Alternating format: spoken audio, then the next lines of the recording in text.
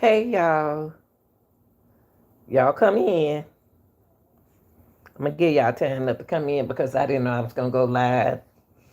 Lanita don't know when she gonna go live. She just go live. First of all, I want to give a shout out to my early morning people. I want to give a shout out to all my workers, early morning workers. I want to give a shout out to all the students this in the graduates who graduated from college and high school, elementary, middle school. Congratulations to you and congratulate to the parents of your hard work. Okay. So I'm gonna give y'all time to come in. We're gonna talk about Kohberger. Okay. Got to talk about. We're gonna talk about Kohberger. So y'all come in and hit the like button. I appreciate it. Appreciate you. Appreciate you. Now, I'm gonna go on and get started because they know how I do it on my page. I've been doing this for 3 years, and what I do is go ahead on and get started. And usually, my people will come in and they will go ahead on and look at the video as they awake. Okay, so it's my channel is a little different than other people's channel. I don't let y'all know when I'm going live. Okay, so I'm gonna break this video down.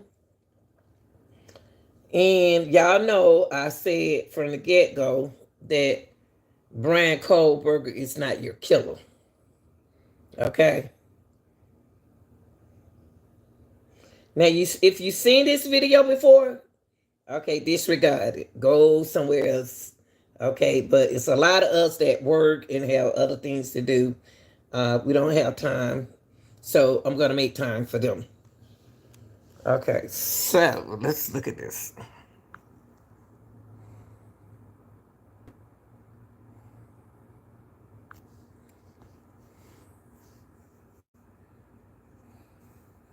This video is how the police tracked Kohberger down, and I want to know how they tracked him down. Right here, it said the authority in Idaho unsealed court filings on January 5th that reveals, hold up, honey.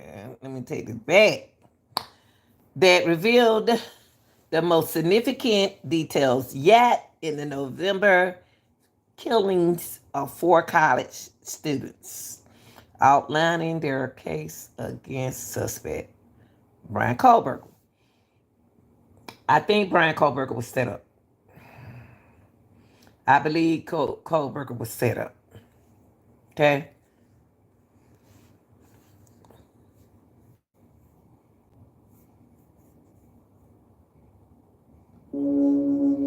Now listen to The her. search for a suspect took about 7 weeks for a while. Really no information coming out about this case of any substance. And then on December 30th, law enforcement arrested Kohberger at his parents' home in Albrightsville, Pennsylvania. We were learning for the first time that police had tracked cell phone records, car records, DNA. When police arrived at the scene, they found a night's chief next to one of the victims. Okay, I want to stop her. I'm not taking up for Kohberger. I'm not taking up for Kohberger, period. I'm just trying to find out what's going on here. Okay. And why did they track him down? They track his cell phone records. Now they track his cell phone records and everything. They claim they did. Okay. What I want to ask y'all, and be honest, how many of you people have let your partner borrow your car to go see their girlfriend or their boyfriend, and they go and use at the club, and they know what time to come back and get you? I just want to know. I just want to know how many people out there have let their friend borrow their car And you don't know what people, they're telling you one thing and they doing another thing, okay?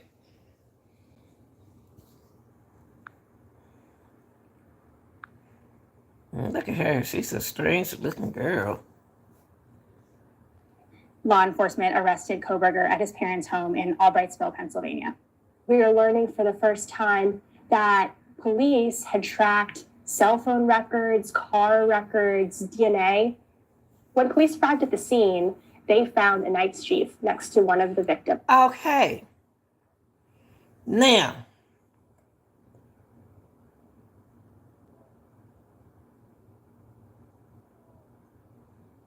okay. Y'all, if you don't want to listen, and I don't want to disrespect people from in another country. I don't want to disrespect you. But if you're not interested in the topic, please leave. I'm not gonna keep being interrupted. And I don't want to block you and report your channel because I want you to, if you don't understand what's going on, just pay attention. Okay, now, they saw a knife sheet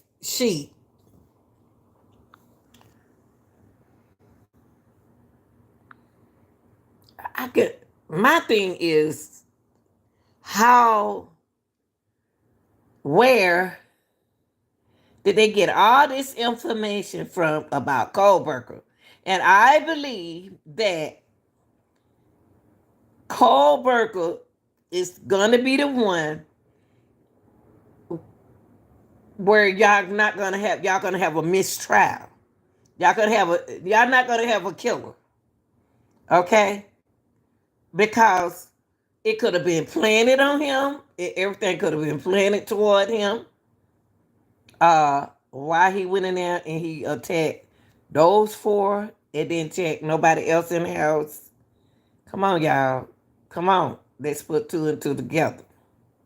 As I entered this bedroom, I could see two females in a single bed in the room. Both, oh, that's what they try. I don't want to talk about that. I don't want to talk about the girls, how they found the girls. Those bodies. And they tested that at a lab, and they found that there was DNA. Investigators matched that DNA to trash. How did they match? How did they match Kohberger DNA profile on that sheet? Let me tell you something. Bryan Kohberger went to school to be an attorney, okay, a lawyer. And you think he would have left that sheet after he knew he got to put it back down inside there? So you mean he walking around like this? He's not looking for the sheet that he stabbed the girls with. Now we ain't finished now. You know, you got to listen to the witness who are alive, who heard everything. They left a witness that didn't do nothing to help none of her friends. Now they try to claim that a DNA profile obtained from the trash, and they could have planted it. They could have planted everything. Could have been planted on the man who saw everything. Have y'all ever thought about that? Have y'all ever thought about everything could have been planted on the car that saw what happened? Let me tell you, I just want to ask y'all that.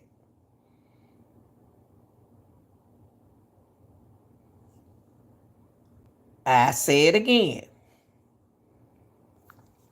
Have you all ever thought that you don't think that the police can plant something on you to throw out this whole case? Y'all claim that y'all seen a white car with headlights leaving from over there. You can't prove that was his car. You know how many cars like his that they made? Do you know Bryan was on the other side of town. Bryan saw something. If y'all want to blame Bryan, in other words, Bryan saw something. But as an attorney, practiced to be an attorney, he know he got caught because they saw him. They didn't see him do what they said that they saw him do. I'm still going to stick with my words. Okay, but listen to this. Listen to what they are saying. Y'all have no evidence, no proof. Listen to this. That they took from the home of Kohberger's family. One of the surviving roommates seems to have been awake at some point when the killer was there. There are two surviving roommates. The one who says she's... Listen, you have two surviving roommates. First thing y'all got to ask yourself is why they left them alive. Don't say they ain't know they was in that house. Whoever came inside of that house knew who they was going to attack. And the reason why they allegedly attacked them is because they knew something. They knew something, and they had been talking about it. And they talked about it to the wrong person. So, in other words, they left two surviving victims in the house. But they knew exactly where the girl slept and where the other girl slept. They knew that boy was over there. Okay?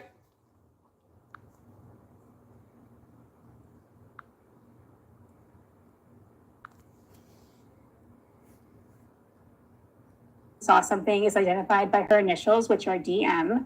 She, at one point around 4 a.m., woke up and heard what she thought was Kaylee Goncalves, one of the victims, playing with her dog. She then heard what she thought was one of the other victims, Zana Kernodal. What in the world do you think? Why do you think that she was playing with a dog? Why do you think that she was playing with a dog? Why? At that time of morning, 4 o'clock in the morning. Okay, I play with my dogs. I tell them good morning and everything. But why do you think she's she even heard one of the girls crying? You haven't did anything. You haven't did anything to help those your friends, your roommates. You haven't did nothing. That's what Dylan said. Dylan stated she looked out of her bedroom but did not see anything. Now, when did Dylan ever sleep upstairs? Dylan's room is downstairs. Dylan's room is downstairs, okay?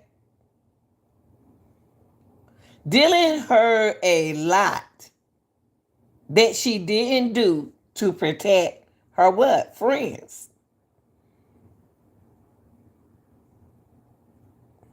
What she didn't protect her friends. Okay?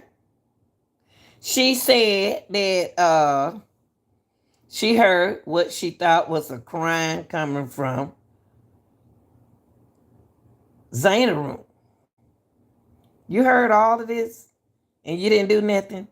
Dylan also then said she heard a male voice say something to the effect of, "It's okay."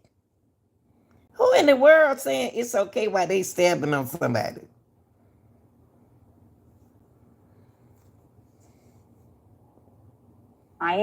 And she thought she heard a man's voice say something to the effect of, "It's okay, I'm going to help you."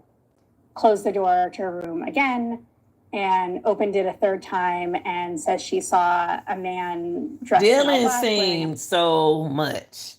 Dylan saw so much. Dylan saw so much till she didn't see nothing. And so you think that bedroom where Dylan was at, that they would have never checked it? Dylan stated she opened her door for the third time. Dylan, you keep opening and closing your door, but you're not doing anything.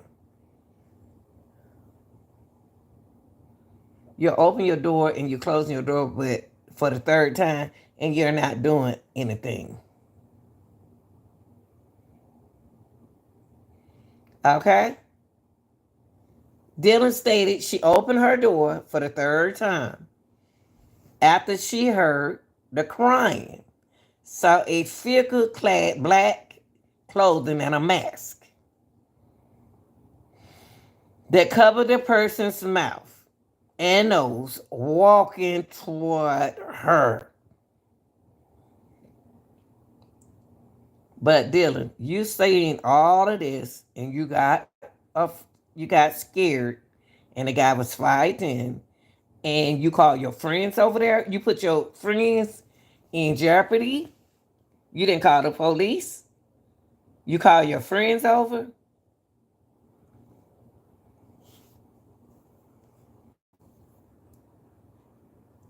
They left two victims alive, y'all, in the house. So you think they don't know who those girls was who were left alive? Man, please. It was a setup. And y'all want it to be Kohberger, but it's really not Kohberger. A mask, walking by, relatively tall, not very muscular, but athletically built. He was walking toward a sliding glass door and she froze. As far as we know, the first time anyone called police was shortly before noon that day. So about She could wait till noon that day to call the police. Then she didn't even wait till noon. She called her friends over. And y'all don't see nothing wrong with that. 2 weeks after the stabbing happens, police come forward with information that they actually have seen a car on surveillance video. Now that car, y'all, that they saw allegedly wasn't Kohberger car. That could have been anybody car. Any one car. That could have been anybody car. But they said it was Kohberger car. Now, if Kohberger was over there in the area, and he said he can prove where he was, okay? He can prove where he was. So the prosecutor need to really start trying to hide stuff. And they can't hide anything. They got to come out with whatever they have. Then they got to prove. And see, and what it is, they think Kohberger is a nerd. They think Kohberger is a nerd. Okay? They think that he don't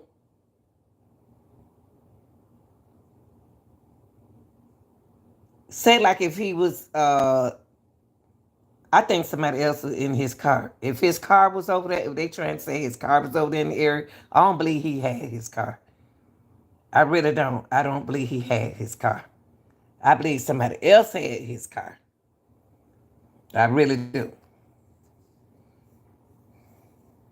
Now, a review of footage from multiple videos obtained from the King Road neighborhood show multiple sighting of suspect. How y'all know that? How do they know that was his car? That could have been. Do you know? You know they made one car. They make a lot of cars. So y'all gonna blame Kohberger because they make a lot of cars like his? Y'all don't know if that's his car or not. Now the only people who I'm worrying about in that house with Dylan, I don't trust her. I don't trust Dylan. And somebody is covering this up for them. Them girls was frustrated. Medicine was frustrated. Those girls was frustrated about what's going on in that house.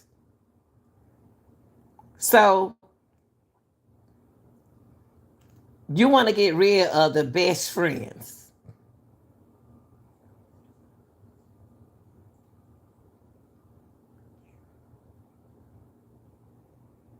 And I never forget What did you tell Adam? What did you tell Adam? That was Madison. That's what Kaylee asked Madison. Madison is my key person in this, y'all. And the reason why I say that is because they went to medicine room first. Okay? They went to medicine room. Then they left. Then they saw medicine wasn't in her room. They went to Kayla. They went to Kaylee room. Medicine was in there with Kaylee. Why were they sleeping together on 1122 King Road? Why were they sleeping in the same room together? That captures this white Hyundai Elantra, and they're looking for it, and people have their eyes peeled. And a police officer at Washington State University, where Bryan Kohberger is attending school, sees his car and runs the plates and learns more about Bryan Kohberger. They've matched his physical description from his driver's license. I want to ask y'all a question. Do Bryan have, do Kohberger have a brother? Do Kohberger have a sister that knew them? Do Kohberger know somebody that know them? That's what I want to know. Do he know anybody that know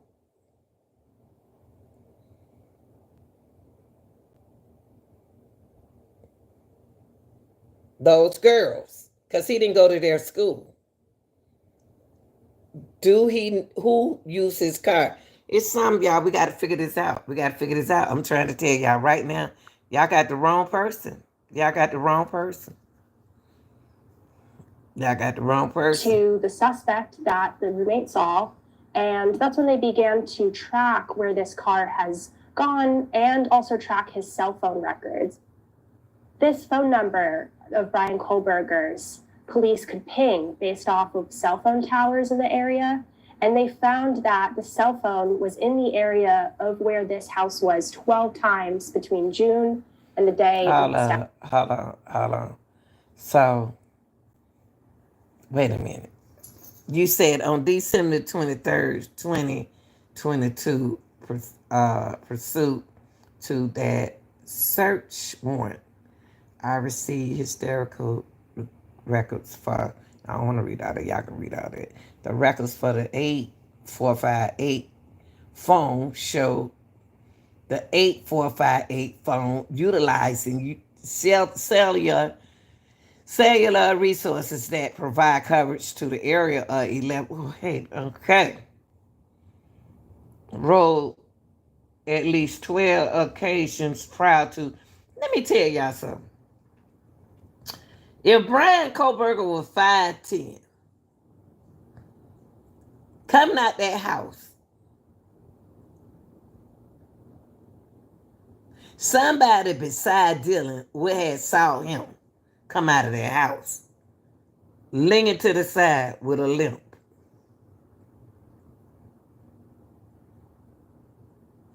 These people who attacked those kids,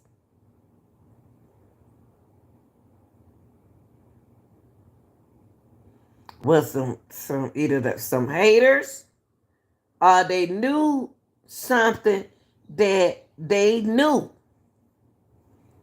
You don't just go in the house and just kill 4 people and then walk out the house not knowing that other people in the house, you know it's some more people in the house.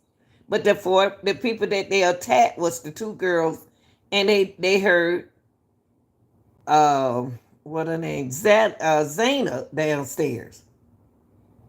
Allegedly, Zayna just went to sleep. Allegedly, Zayna ordered something from DoorDash. Don't forget, the police already been to the house. Don't forget, y'all. The police already been to the house. Okay? Now, Zayna, Kaylee, Madison.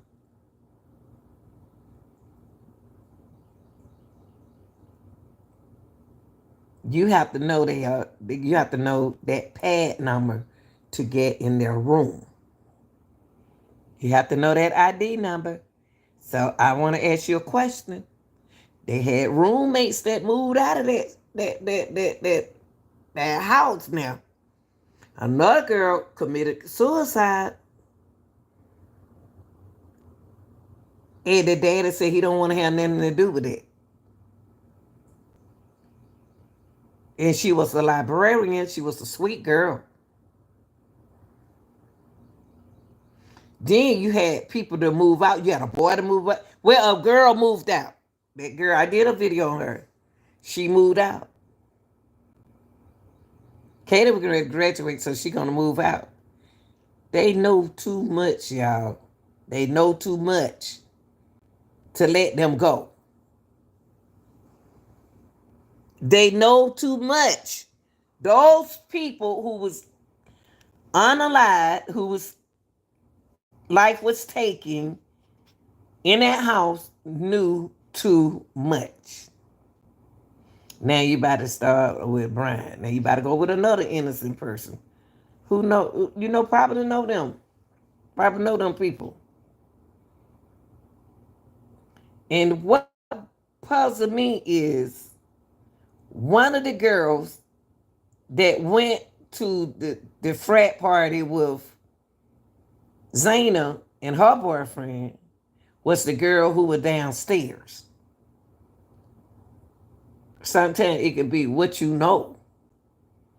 They know too much. And they feel that they was going to tell on them. Either because they wasn't in that house that day. I think it was a setup. And I'm going to always say that. Because after this, I want y'all to hear what this boy has. Bryan Kohberger is expected to appear in court. He'll be asked for his plea. The thing with Bryan Kohberger I don't understand is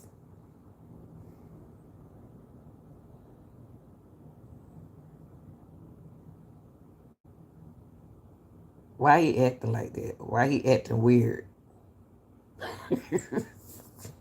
Why is he acting the way he acting? I don't understand that. I don't understand why he acting like that. Do he supposed to be acting like this? Do he supposed to be playing the role? Do Kohberger supposed to play his role like that, y'all? Do he supposed to play the role as the way he acting? Is he really the killer? Do y'all think he's the killer? Why y'all think he the killer? Okay. Now we're gonna go into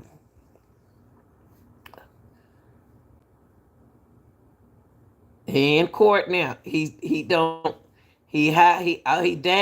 off of whatever he was down off of. Okay. He down off of whatever he was down off of. Let's go here. I want y'all to hear this before we depart. I want y'all to listen someone to is this. Across the neighborhood, across the street. Couple things we're gonna listen to. And the reason why I want y'all to listen to this because I think all the lies. Now listen to this boy. Listen to him like he reading a script. He said that Kohberger, he said that the former student of Idaho murder suspect describes weird behavior. They know Bryan Kohberger. Bryan Kohberger was working at them school. You think Bryan about to jeopardize his degree for y'all? He probably doing other things like y'all were doing, but listen to this boy. Listen to him, y'all. Yeah, it was pretty crazy. I mean, I was, just like sleeping here on the couch in my parents' house, and I woke up to all these tweets that were like, oh, they got the guy, and of course this has been something that everyone in Pullman has been following, everyone in the whole Pullman Moscow area. And so, I look on my phone and I see the guy's name and I see the picture. I'm thinking, that looks a lot like my TA who's also named Bryan, but that would be crazy. And so I went and I checked my email, to see the emails I'd had with him, and the name matched and everything. And yeah, it was just like totally jarring, totally shocking to realize that this person that had been, kind of grading my papers was, allegedly this like horrible murder. Now, look, y'all, listen. Y'all see how careful this boy is reading his script. I just told y'all a few minutes ago, Bryan Kohberger taught, he was teaching. Okay, not saying that a teacher won't do nothing wrong. He just told y'all he was a teaching assistant, okay? All right. He used a word that we use is when we speaking, allegedly. Anybody use that word right there know what they know that they have to be careful what they are saying. And I told y'all that from the beginning. Everything I said is allegedly. Now, what is he using the word allegedly for? Huh? Because he somebody told him to say that word. He be on the internet. See, these people right here playing game, man.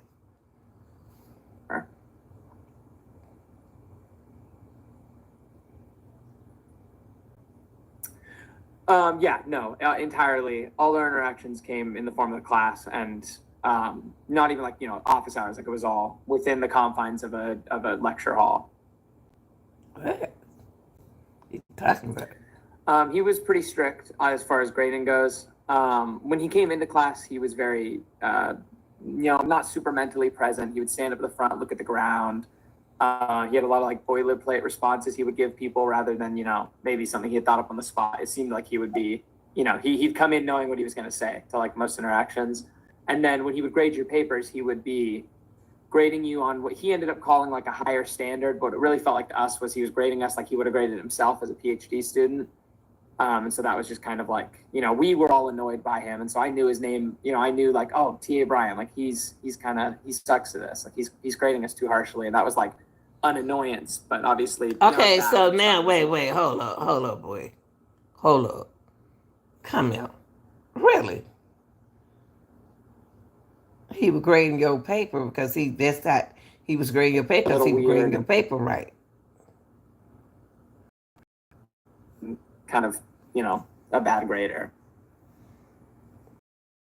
Good.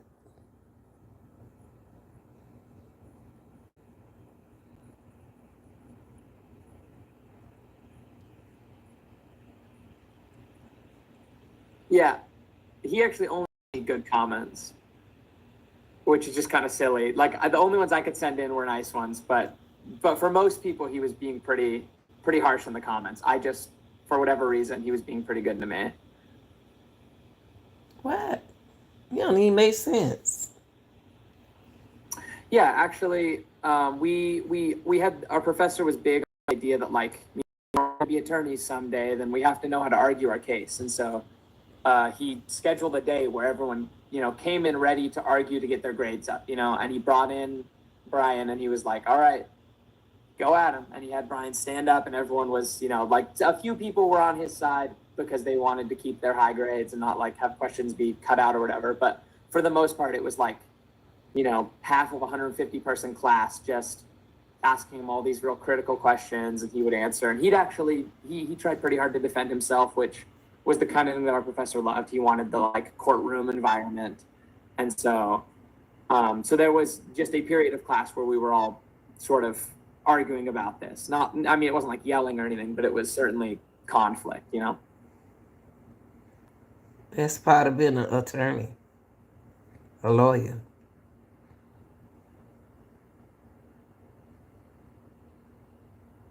Yeah, we just, it would have been about a month before winter break when like the murders happened. And we didn't obviously build our framework for this around that because we had no reason to connect him to that, at the time. But definitely around then, he started grading everybody just 100s. Not like you pretty much if you turned something in, you were getting high marks, and he stopped leaving notes. It was just he seemed preoccupied is what I would have said at the time. And now obviously he seems like he was probably pretty preoccupied, but it was much easier. You turn in whatever you wanted pretty much, and he was just braiding them up and sending them back. Like, this one of Bryan Kohberger's student, yo. Yeah. Yeah, absolutely. He probably, that I saw, he was always a little bit spotty on whether or not he'd come to class because he had, whatever PhD stuff over the top of it. But the couple times that he did come after or around that time period, I remember him, he had like a little bit more facial hair, just like stubble, but definitely less like well kept than he was. And he was a little quieter. He used to stand up at the start of class and like talk about some stuff sometimes. And this time he didn't really do that at all. All right, yo. This is what he's saying about Bryan Kohberger.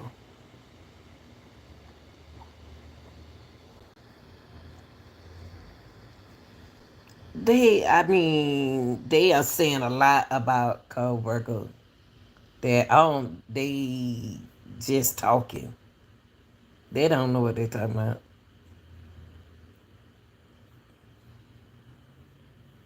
That was one of his students. Hold on, y'all.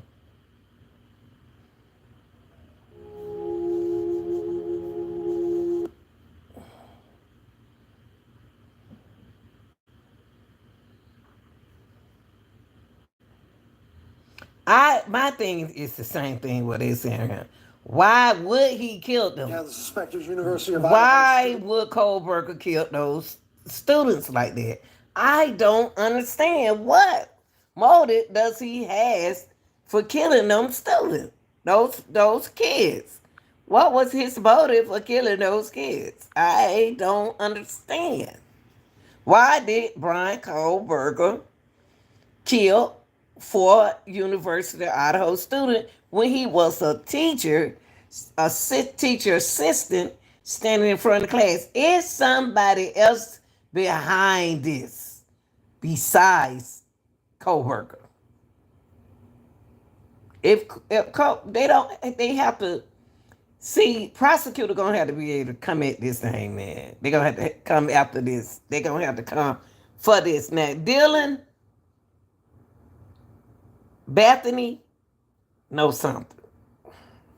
The killer himself was a graduate student at a different university nearby. We are told DNA evidence helped lead police to him after he allegedly drove from out west back home here to the Poconos. So why would he do that, y'all? Why would he what is going on? This don't sound right. Why would this teacher that stand in front of the class every day, teacher assistant, stand in front of the class every day? I think it's somebody above him, over him. I think this go up a little above, not above, over him. Somebody higher than Bryan is in this. Bryan just know who did it. Bryan allegedly knows who involved in this.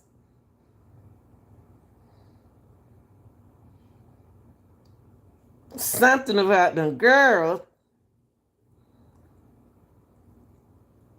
that frustrated them and they wanted to tell.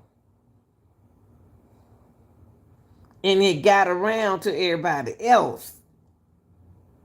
Bryan might know what's going on. Allegedly. They better come back. They better come out their pocket with this, man. They better come out with something bigger than this. Police and the FBI at this hour conducting searches where he lived and inside his white car, a car believed connected to the murders. This is the man police say is behind the Idaho student murders, 28-year-old Bryan Christopher Kohberger.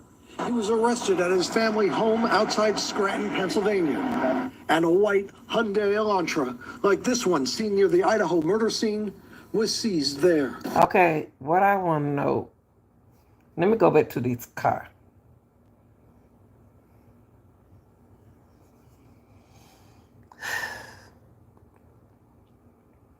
They found a car similar to his. Now I got to ask this question. If Bryan was in the area, do y'all believe that Bryan probably saw what happened? Do y'all think that he saw what happened? Or what? Why would he go in that house and unalive 4 students? What the motive? What is the purpose? And he be in front of a class of students. Why would he put himself in that situation? Whoever did this situation right here don't even go to school. To me, they don't. I'm just saying, allegedly, they don't go to school. To me, because you gonna know who do what like this in your class. Like this one, seen near the Idaho murder scene, was seized there. Idaho officials announcing the arrest and charges in just the last hour. Charging the defendant, Mr. Kohberger, with 4 counts. Listen. You listen to you. You better make sure you got your stuff right. Cause Bryan can sue all of y'all. Bryan can sue every last one of y'all. Because he can prove, if he could prove what he were, y'all in trouble. That mean that y'all got a killer out there. So you need to go check your department. Better go check your department. Counts of first-degree murder, in addition to felony burglary, which involves entering the residence with the intent to commit the crime of murder. Kohberger was a graduate student at Washington State University, a campus just miles across the Idaho border. Why would he go over there and kill somebody from Idaho? That don't sound right, y'all. Y'all make sense out of this. I just want the people to make sense out of it. He don't even go to that school. Why is he over there in that area? Who was with him? Who, you know what, have you ever been with somebody and they did something and you didn't know they did it and they either got back in your car and you let them use their car and you don't know what they did, what happened? A lot of people be in a situation like that where they don't know what you be done did in their car. That's why people don't lend their cars out. They don't lend their cars out. It could be your best friend. But think about your teacher, your assistant teacher, went in that house right there and committed a crime. The best friend, one of the roommates, is going to see and heard everything that happened.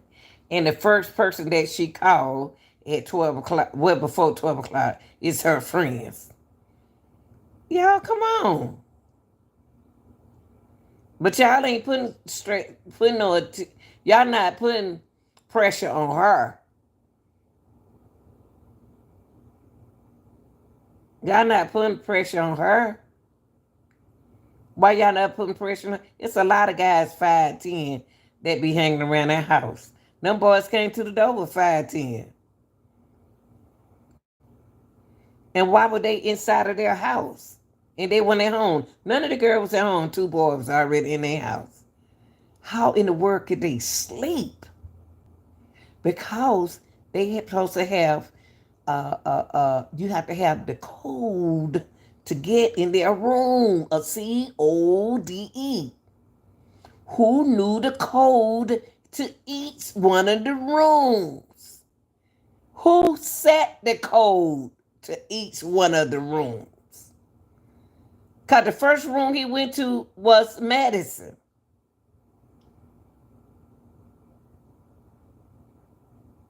He had to put a code in to open up the door, and the dog was in that room.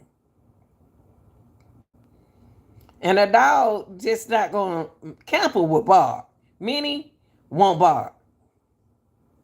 Camper right there with Bob. Minnie, the girl, you can hardly see her right. She right here. She won't bark. Maybe his dog, maybe her dog, maybe Kaylee dog is not a barker like Kemper. Who set the keypad to the rooms? Who knew ahead of time that they were going to do this to those girls? Why did they do it to those 4 University Idaho students?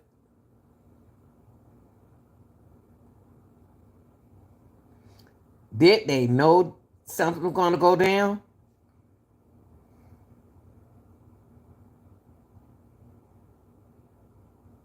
Bethany downstairs trying to act like she was knocked out.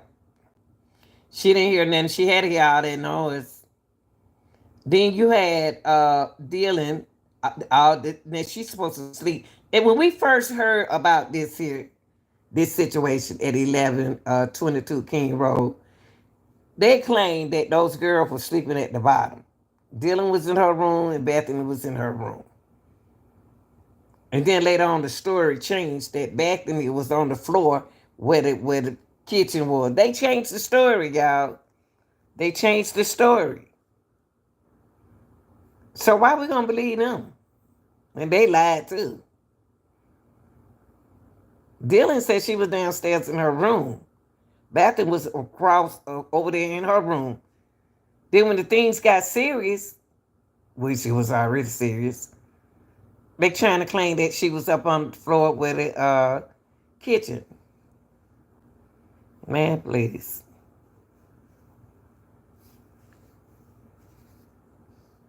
And that killing scene. He was studying criminal justice. Lone actor, the leading theory. We have an individual in custody who committed these horrible crimes, and I do believe our community is safe, but we still need to be vigilant. Police and FBI officials were seen searching his residence in Washington state. They are also going over that white vehicle, searching for additional DNA evidence to further their investigation. The arrest comes 7 weeks after the 4 students were killed as they slept in their off-campus house in Moscow, Idaho. Y'all, people don't die like that, y'all. People don't die like this. Let me tell you something. Don't know college students die like this. College students don't happen to college students like that. Really supposed to just been 3 of them. Best friends. What did Madison know? What did Kaylee know? What did Zayna know? They were ready to graduate. At least Kaylee. And the triplets were in the wrong place at the wrong time. But he had to go because he was down there with, I know she put up a fight.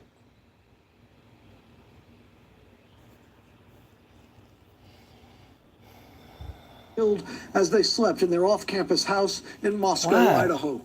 Investigators today were back at the house trying to finish their work, which has been a crime scene all these weeks, but that work put on hold with news of today's arrest.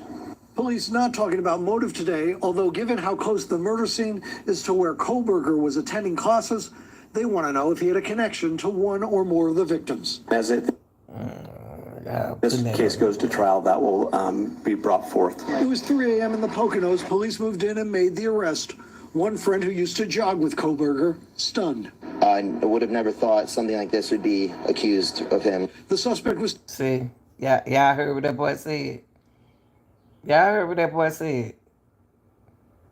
Y'all plant that on that boy, and y'all know how they family is. Y'all know the family. Y'all know the Bryan playing his role like y'all playing in y'all role. Y'all know they're going to leave away without a killer. It's going to become a cold case. Because them blue lights back there going to know what happened. It's going to be a cold case.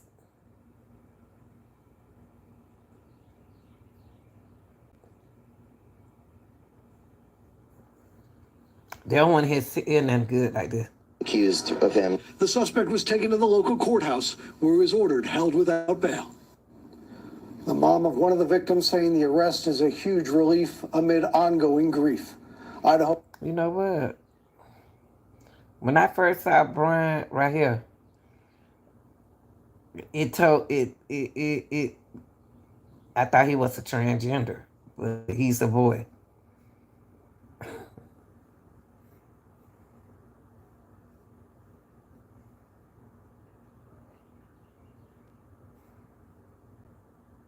And what she got to do with this? What her dad got to do with this? That's what I can't understand. What is her dad got to do with this case right now? What the teacher? All this. See, all this is a mystery. All this they add to Bryan Kohberger is this. All this with the BTK killer. All this is crazy. All this is crazy.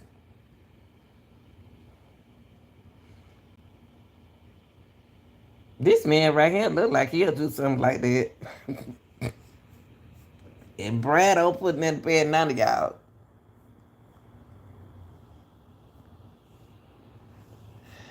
I don't want to talk about them. I don't want to get into this.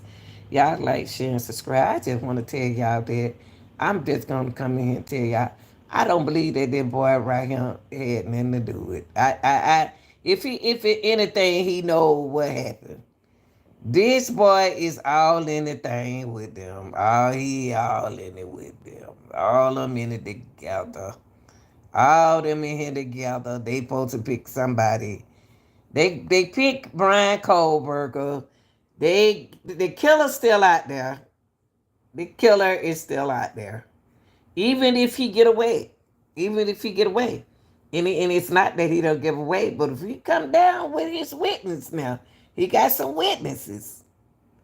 And the prosecution can't hold nothing back from them now. They got to let the cat out the bag.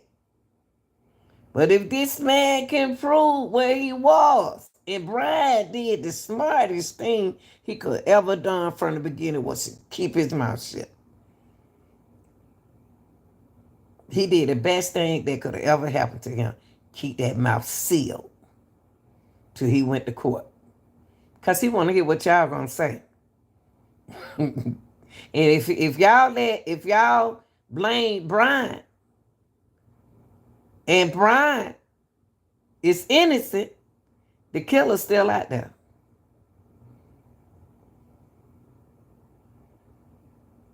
And I'm going to tell you, all them cops that kept coming to their house, one of them cops know they innocent. They got something, they know something. They kept letting them children get away with stuff. You know, go where you weren't supposed to let nobody get away. They in somebody else's house. They in somebody else's house when they not at home. That's just like you broke in there. How did you get in the house? The door's unlocked? No, you need a code to get in the house. You need a code to get in their bedroom. Come on now. From my perspective, seem relatively comfortable for someone who's facing a potential death sentence. That's what I'm saying. He too comfortable. Bryan too comfortable because Bryan know he ain't did nothing. Bryan want to hear what y'all got to say. Bryan want to see what y'all accuse him of doing because he got witnesses. He got witnesses who were with him that night. Bryan about to let them look like a fool. But I wouldn't be sitting in there serving no time for nobody. And that one thing he doing that I wouldn't have did. I don't have time to be sitting in no jail with my mouth sealed. Bryan could be involved. Bryan could know who did it. Is Bryan a big dealer? This seemed like I ain't never seen nothing like it. I ain't never seen. Y'all, you got to know me, know that I'm really tripping off this because I can't believe that we sitting here. Something like this happened to some college student, and these people act like they don't care.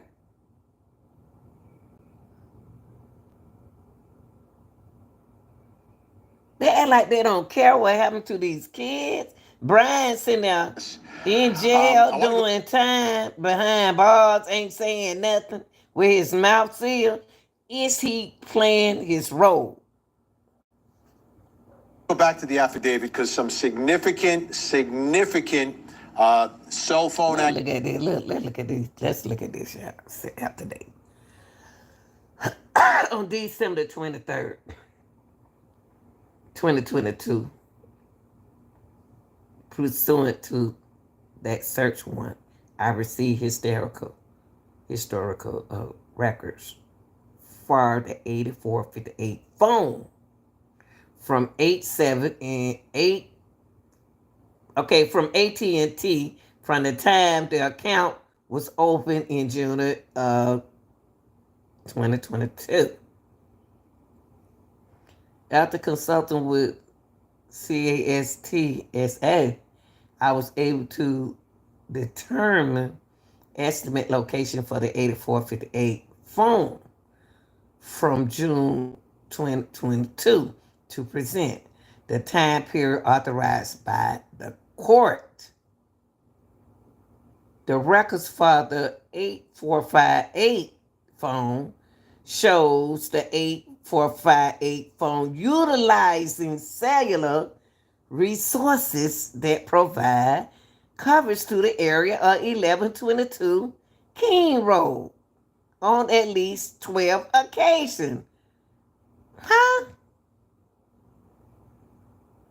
Prior to November 13, 2022. Now let me ask y'all something. Is Bryan the dope man? Yeah, I ain't gonna even bite my tongue. Is he the drug dealer? Is he a dealer? Is he something? Because they doing something in that house that they don't have no business doing. So I don't know why y'all trying to cover up for them college students.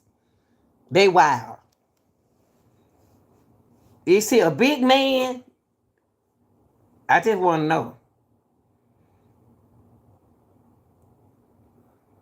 All of these occasions, except for one, occur in the late evening and early morning hours of their representative days. Something happened in that house where those girls was punished. Something happened in that house where they was punished.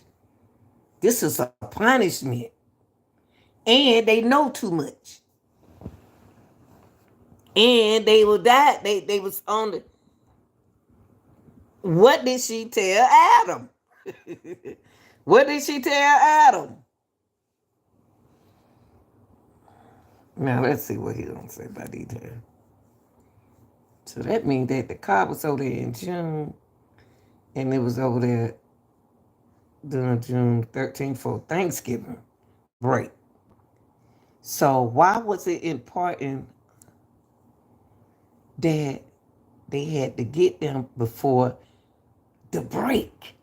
Because they didn't want them to tell what they knew. Y'all got to understand that. Those girls knew what was going on in their house. They were scared for their life to me. Because this happened during the Thanksgiving holiday. The week before they go out for their break. That means that they're not coming back. Somebody's not coming back. Or somebody might come back. So since they know so much, we got to do what we got to do to them. Somebody know they were going to leave. activity, digital footprint. Here's what investigators and prosecutors are alleging, that the records for the defendant's phone show that the defendant's phone was using cellular resources to provide coverage to the area of 1122 King Road. That's the scene of the murders on at least 12 occasions prior to November 13th, which is the night You hear what of he the early said? morning hours of the murders. 12 occasion. 12. Except for one. This weird, man. This is weird. That's one issue. Is it a dealer? Is it a dealer? If somebody do he share this car with some more guys? Have he ever shared the car with some more guys? Occasions, except for one, occurred in the late evening and early morning of the respective days. So he's right near the home, at least 12 times prior to the murders. Then check this out. This is unbelievable. Like total cliche here. Further review indicates. He sounded like me. I can't believe this mess. What they saying, further review indicate that the 8458 phone utilized cellular resources on November 13th of 2022 that are consistent with the 8458 phone leaving the area of Kohberger resident.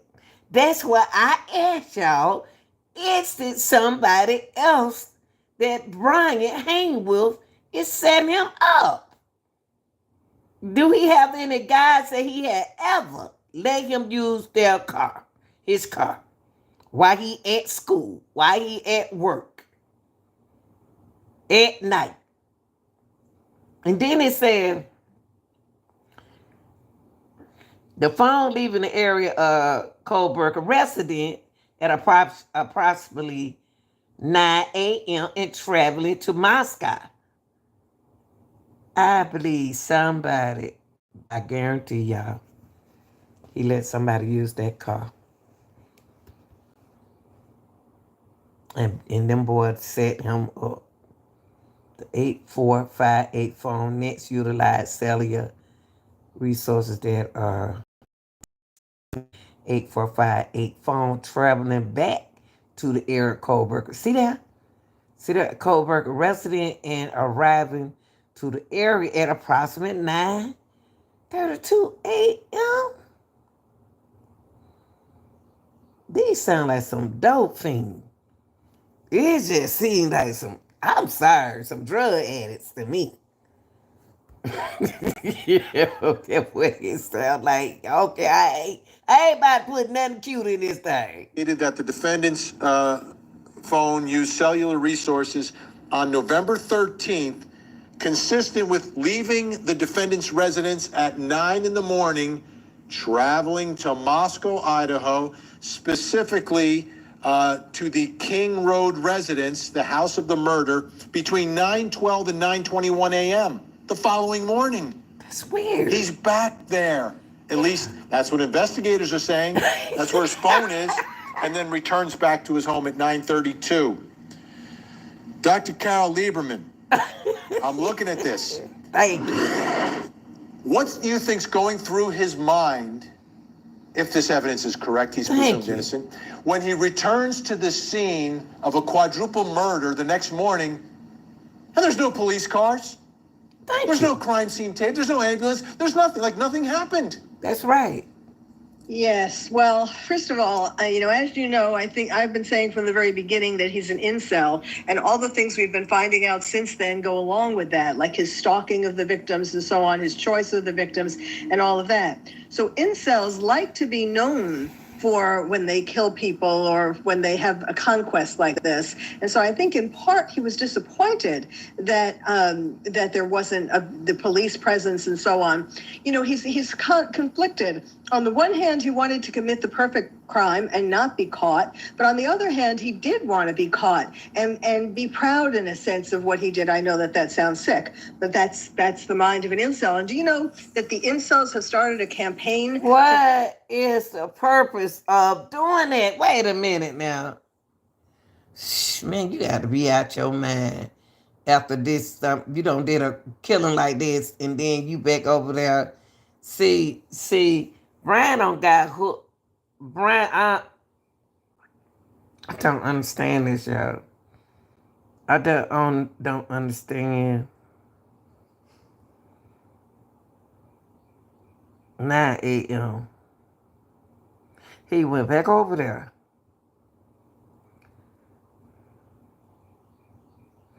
Utilize the cellular resources that will provide for 9 a.m. to 9:12 a.m. going back and forward into the crime scene. You are got to be out of your mind. He got to be. If this the truth, what made this man attack those 4 college girls? Why those girls? I think some girls involved in this. I'm sorry, y'all. I don't care what y'all say. I think some girls involved in it, and they so jealous of them. They are so jealous of him. And so, see, he was in the wrong place at the wrong time. It's some girls involved in this, and I believe it's a transgender man in this. I just believe that they were set up. These girls are, I mean, they beautiful girls, smart girls. What do they know? Too many people have left their house. Too many people. One girl used to hang around Madison. It's something about Madison. Oh, God, something about Madison. Somebody, look like every time they're around her, something going on.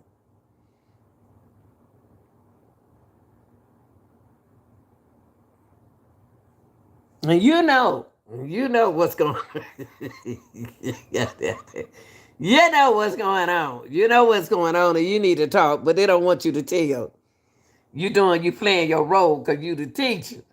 You playing the role with the lawyers. You playing the role with the law enforcement. The judge. You know what you're doing.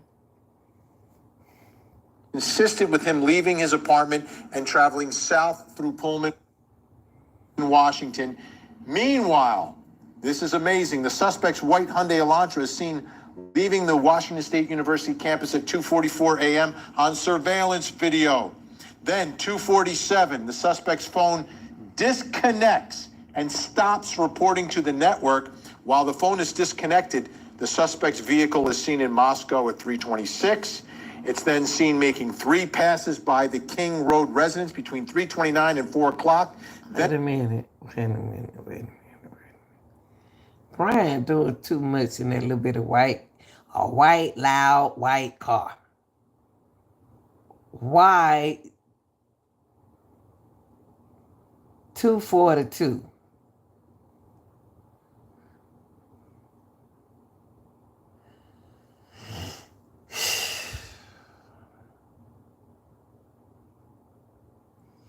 What is he doing over there at Washington State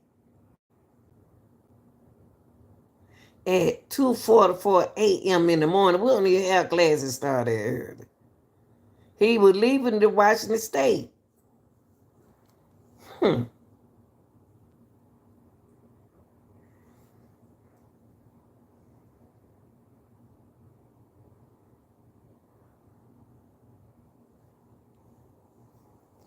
Thank you, baby.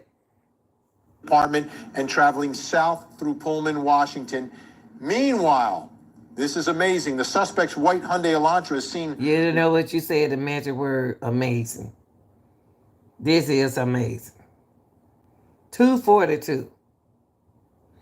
2:44. He leaving Washington State. 8 a.m. in the morning. And there ain't nobody at school. 2:42 a.m. Leaving the Washington State University campus at 2:44 a.m. on surveillance video. Then 2:47, the suspect's phone disconnects and stops reporting. Why did it disconnect? Bryan, what's wrong with you? Why did it disconnect? You know what? They high. Somebody getting high. According to the network, while the phone is disconnected, the suspect's vehicle is seen in Moscow at 3:26. It's then seen making. It was in Moscow. 3:26. Doesn't appear to have a front license plate. Why is that license plate not on that car? Is Bryan Kohberger in that car?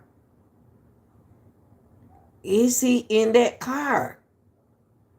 What does Washington State has to do with Idaho? What does Washington State has to do with Idaho?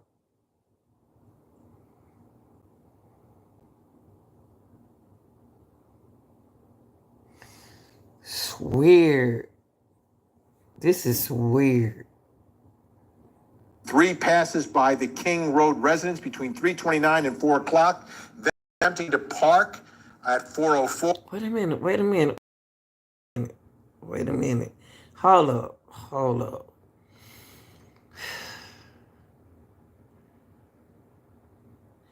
He sat over there at Washington State at 2:44 a.m. Leaving for Washington State for what? A.m. in the morning for what? Is a teacher involved with this instead of Bryan? Is it a neighbor? Is it a friend? I guess you said why it can't be Bryan, Lanita. I don't know.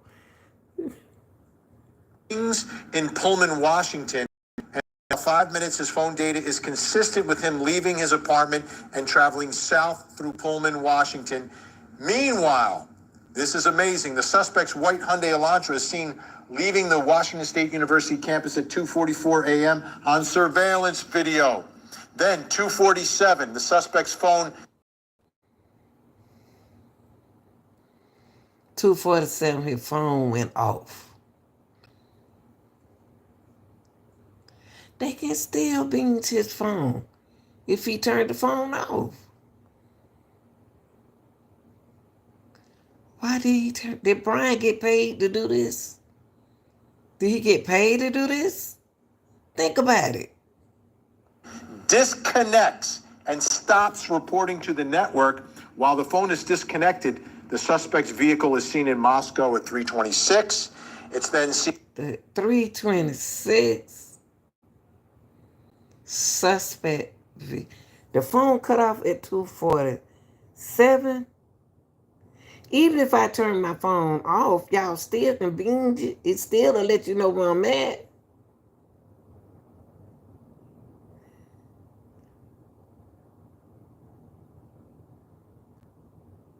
I don't go to Idaho State. I go to Washington. But I'm all the way over here at 3:26 a.m. Suspect vehicle seen in Moscow, Idaho. Doesn't appear to have a front license plate. That at 3:26. Seen making 3 passes by the King Road residence between 3:29 and 4 o'clock. 3:29 a.m. 4 o'clock a.m. Suspect vehicle makes 3 passes.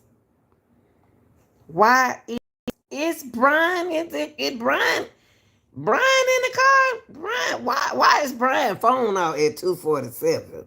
Why would he be at the college? Is somebody at the college involved in this and paid him to do this? Are he in it with a group of people at the college? Because why is he at the college? Ain't nobody there at this time. Nobody there at this time. The phone go off because he headed over there, and at 2:28 a.m. and 4 o'clock a.m., he riding around. But how they know that Bryan car? They're riding around. How do y'all know that that's Bryan car? Because the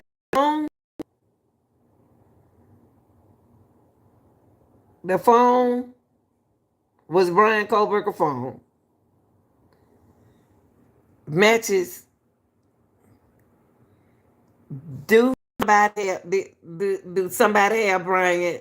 I believe somebody made a fool out of Bryan. I believe somebody made a fool out of him. I'm sorry, y'all. I believe somebody made a fool out of him. At 3:29 a.m. to 4 o'clock a.m., why in the heck is he still out? I know you say he like to do night drive in the morning drive. It's time to go to bed now, Bryan. Why is you over there in Moscow, over on King Road at 3:29 a.m. and 4 o'clock a.m. in the morning? Is he want to buy some drugs? Because they be doing something in the house. What did he see? Then attempting to park at 4:04 and finally 4 o'clock a.m., suspect vehicle makes a fourth pass on King Road in attempt to park. I saw that when the lights was on in front of the home before driving off. And I remember they said DoorDash came in for a 20, I think.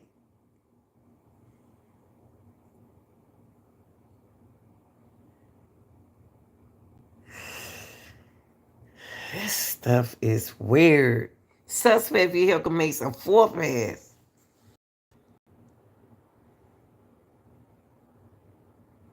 Bryan got to talk. Bryan knows something that we don't know. Bryan knows something that we don't know. And he in it with them. And it started from here. It started from that school. Why? What is the connection from this school to this school and those girls in that house? What is the connection? Is someone, okay, let me ask you something. Is someone that used to attend Idaho, moved out the house, is a transfer student at that school? Is somebody a transfer student in his class? Something about that school said that got something to do with them schools, got something to do with somebody that knows something going on with them girls, y'all. I'm telling y'all, them girls, if they had been left alive, we would have known everything. Okay? Did Bryan used to go to Idaho? Katie said somebody was stalking her, following her, but they didn't follow her on the night that she was out with Kaylee. Kaylee said somebody was stalking her. Every time she turned around, she seen the person. Who was that person? Could have been anybody, because they are beautiful girls. 20, his vehicle is seen leaving. Now, at 4:20, the suspect vehicle seen. Y'all sure y'all saw Bryan car leaving the area of King Road resident at a high rate of speed? I thought they said at 4:20 that when the DoorDash man came, dropped the food out. Maybe I'm getting think about 3:20 that the DoorDash dropped the food out. I thought they said 4:20.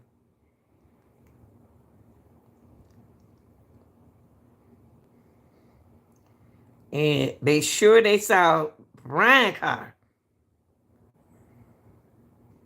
seen leaving the area of King Road in a high rate of speed.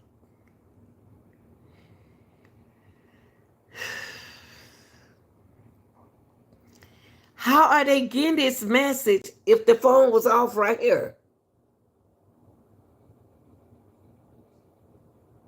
I don't believe that was Bryan car, y'all.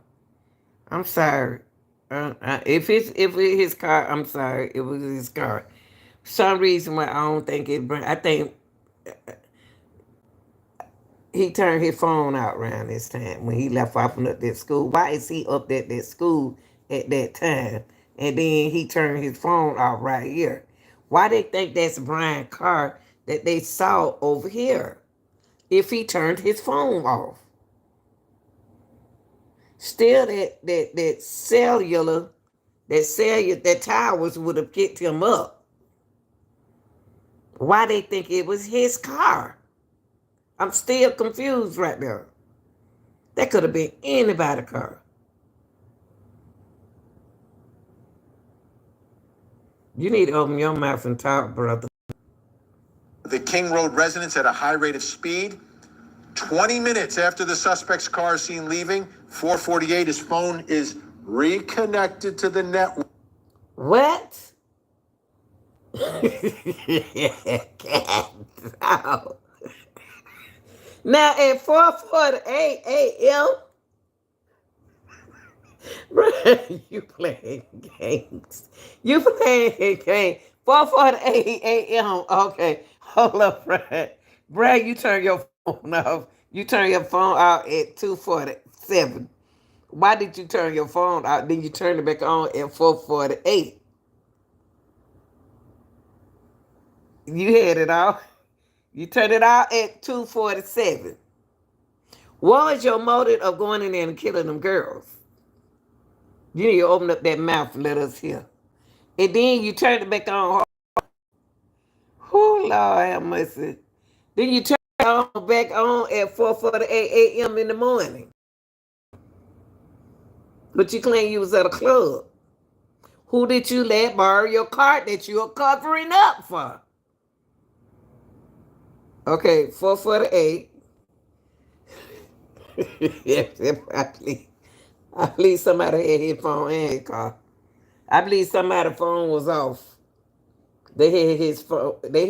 I think they used his phone and they used his car. Bryan too slow to be doing that. 4:48, his phone is reconnected to the network. At approximately 4:48, his phone reconnects, locating the phone at the Idaho State Highway 95 south. And he don't turn the phone back on at 5. Oh, Lord have mercy. This is crazy. Of Moscow, Idaho. And then at approximately 5:30 a.m., the suspect's phone location data is consistent with him traveling back to his apartment. Mike King, who is this with Bryan? Who else was in that car?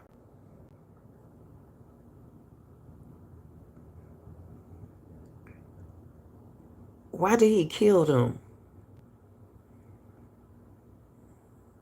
Why? A stalker don't want to kill the person that they stalk. They usually don't. They'll just go after the person they stalk. Why did they kill 4 of them? Because all 4 of them know who the person is. How y'all know it's still with Bryan?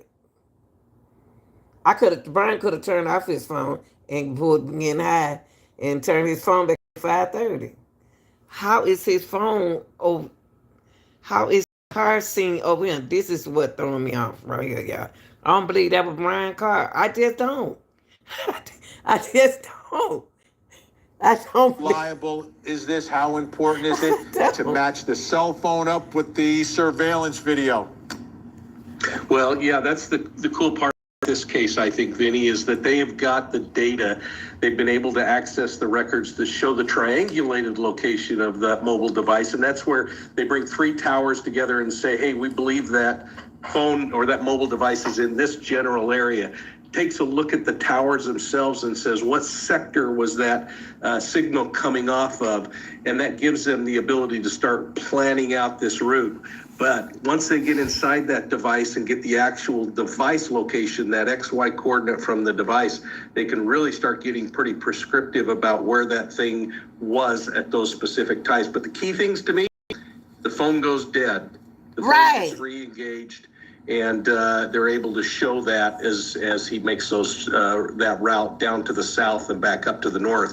And then when things fall apart, he starts moving a whole lot more rapidly from point A to point B. So we see this disorganization kicking in as he starts really getting ramped up emotionally. I don't know, y'all. Joseph Scott Morgan, I don't know if you remember I this. don't know. I don't believe that was Bryan car, y'all. I really don't. I don't believe that was Brian Carr. I really don't. I just don't. I just don't believe that was Brian Carr. It's just it's don't it's telling me that he did this all of this through his phone, but it's not telling me that this is his car.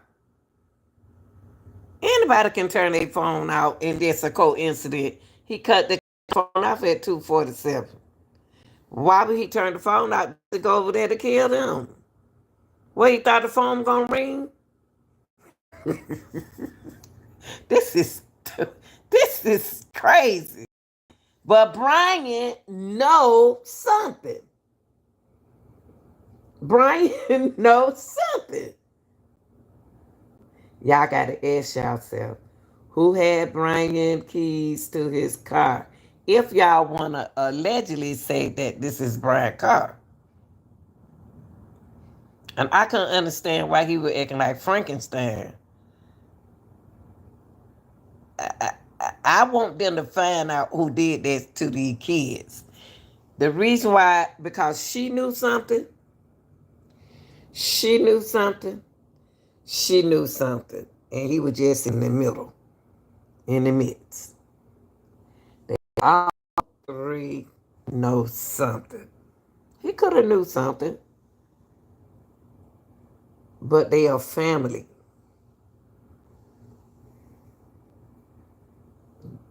Medicine.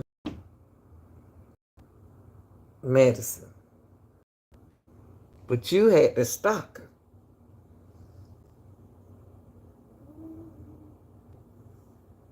I don't think it was Brian, y'all. I'm sorry. The one piece of evidence that convinces a jury beyond any and all reasonable doubt.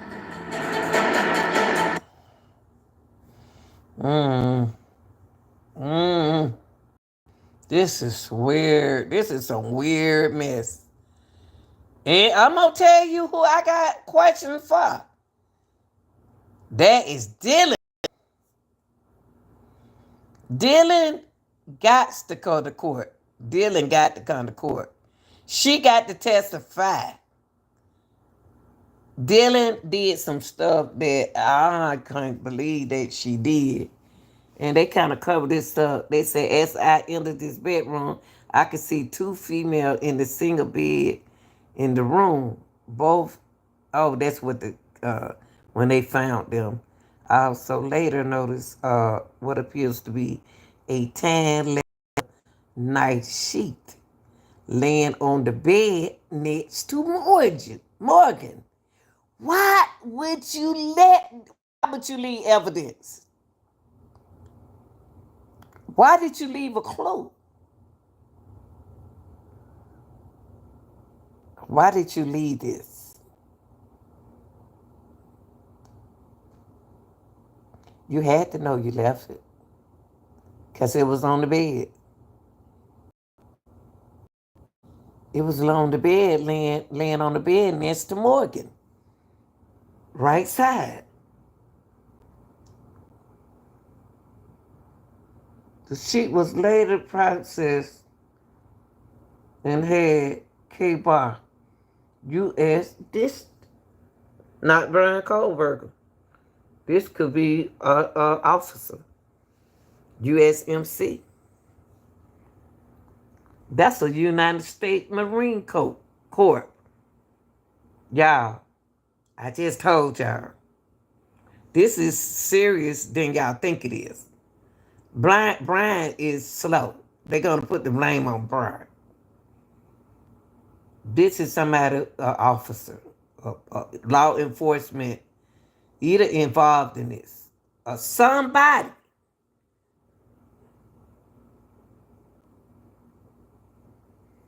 They can trace this. They can go further with this.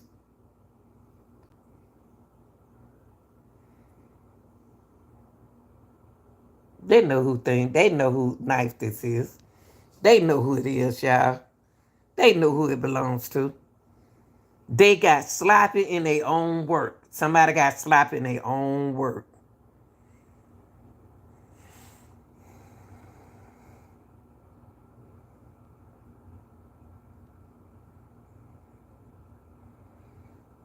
And y'all ain't gonna tell me that's a little dot of DNA, a little drop of blood is on that sheet.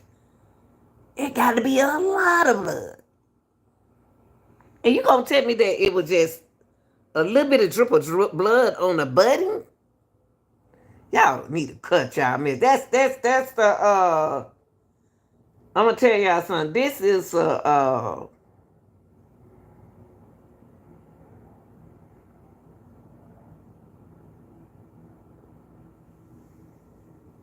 law enforcement, security, those people. Those people. And it was more than a little dap of DNA. Y'all just wanted to get Bryan DNA to put on that sheet. You got sloppy because you were high.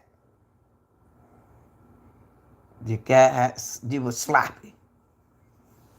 You feeling good and you got sloppy, and it wasn't Bryan Kohberger. I still say not Bryan Kohberger.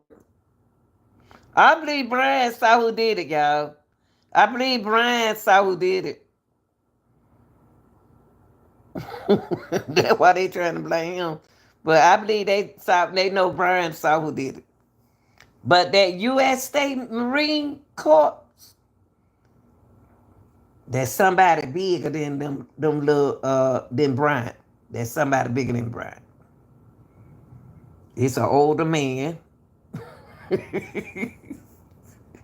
And them girls know who he is. It's somebody older. I think it's an older guy. I don't think it's Bryan. I just don't think it's Bryan.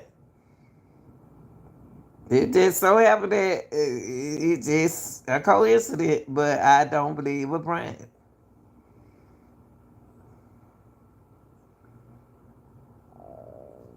Golly, this is crazy. Ooh-wee. If it's not Bryan, y'all got to come with another. Y'all better come up with some more folks. This not Bryan. I really don't believe it's Bryan Kohberger. I believe it's some law enforcer, somebody, or security, somebody who have done this before, have stabbed before, have killed a deer, have an animal, somebody who been in the wood wilderness with.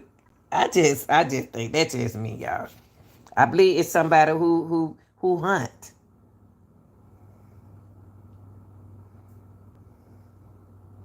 And they feeling good. I don't think it's Bryan Kohberger though. This is crazy. Of male DNA suspect profile left on the button snap of the knife sheath. So they found the DNA on an item left behind by the killer. Okay? But you just have DNA. You got to match it to someone. Take a look.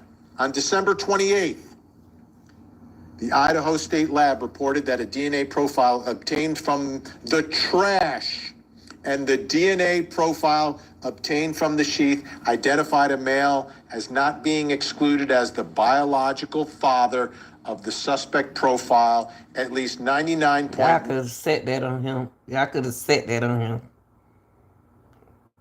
Y'all could have set that on him. It could have been his daddy.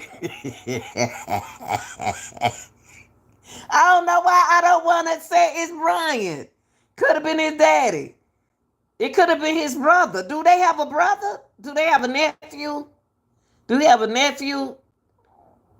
Do we have a sister who a butcher? Is it somebody?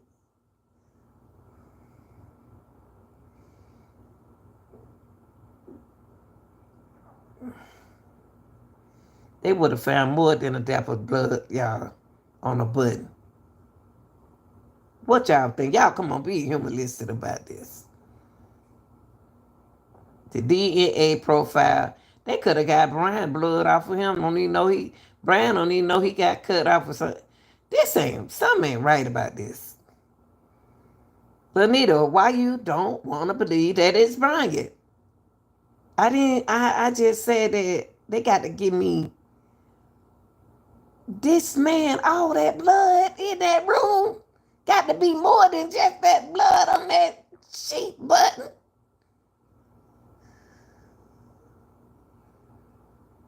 It's on the side of medicine.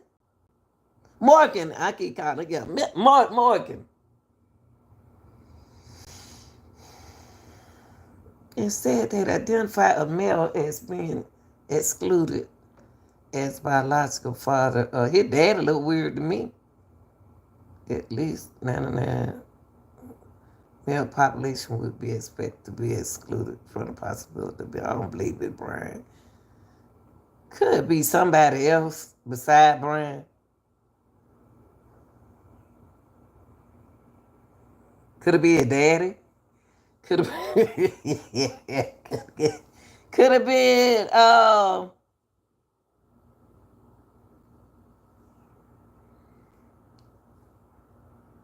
just say it's more blood than what they said should have been on that. A dap of blood on that. Come on, man. Y'all, something ain't right about this. Something ain't right about this, y'all. I'm sorry. 9.998% of the male population would be expected to be excluded from the possibility of being the suspect's biological father. Let's bring back in our guests, Lauren Vellucci, private investigator Mike King, host of the Profiling Evil podcast, and Joseph Scott Morgan, host of the Body Bags podcast, but also the man who on this show said left behind. And we've heard all kinds of stories, haven't we? You know, we've heard Rambo knife. I don't know, y'all. I don't know. I'm sorry, y'all. This ain't giving me the right vibe. It's not giving me the right vibe. in the Lady County Courthouse in I believe that. I wonder if Bryan and his daddy got something to do with this. I wonder is he protecting somebody in his family? I wonder is he protecting somebody in his family? Why did he feel that he had to unalive? He went to Morgan first, but he couldn't find Morgan, so he went over to the room across from there. But that dog don't know Bryan. If that dog don't know Bryan, that dog be barking at a stranger.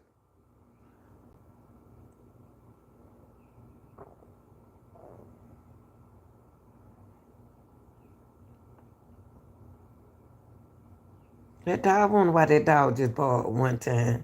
Well, all right, y'all. Y'all tell me what y'all thinking. This is weird. That's all I got to say. If Morgan and Kaylee was on that bed, wrestling, tussling with that man, and he woke Kaylin out worse than he did Morgan, it would be more than a dap of blood on that sheet. It would be. Y'all know that?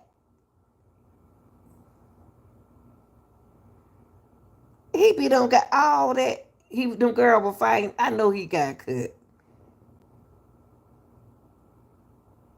Y'all think about it, and y'all tell me in the chat when y'all get a chance. Don't worry about what I said.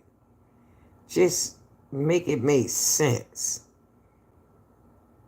to the time, the distance, the second and the minute of the hour.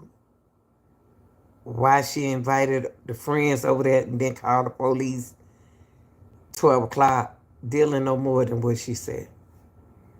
Dylan no more than what she telling us. I'm out, y'all.